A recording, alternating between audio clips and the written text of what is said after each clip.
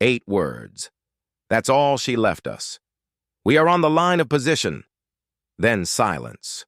Amelia Earhart's last confirmed transmission crackled across the Pacific on July 2, 1937, and the world's most famous aviator was never seen again.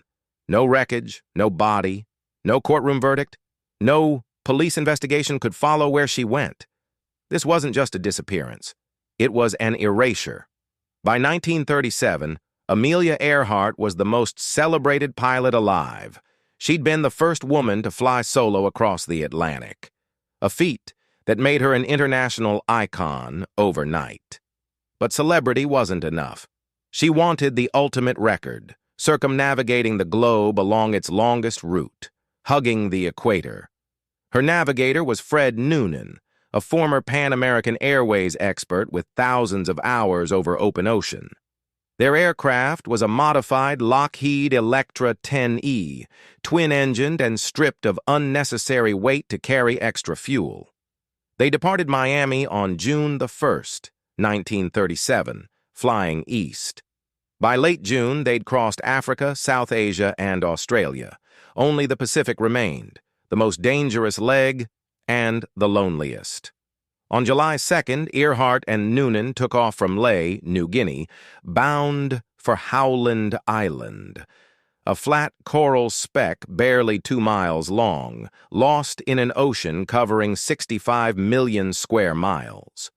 The U.S. Coast Guard cutter Itasca waited at Howland to guide them in by radio. But communication was troubled from the start. Earhart's transmissions were intermittent. She couldn't seem to hear the Itasca's responses. At 7:42 a.m. local time, she radioed that fuel was running low. At 8:43 a.m. came that final transmission.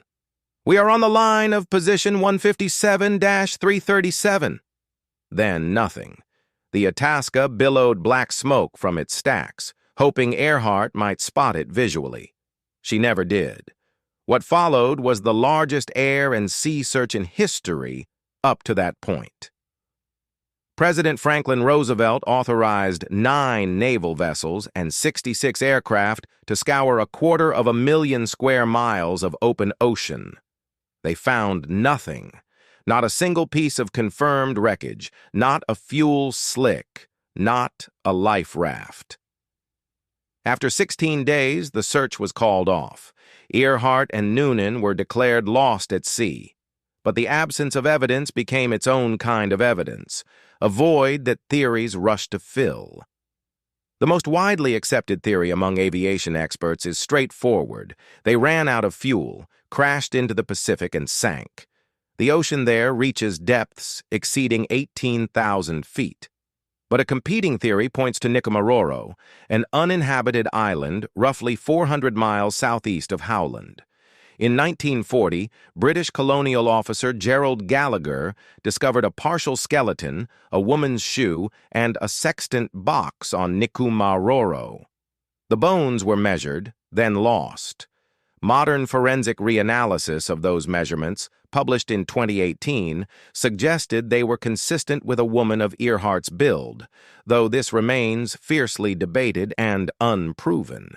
Then there's the Japanese capture theory, claiming Earhart was taken prisoner in the Marshall Islands.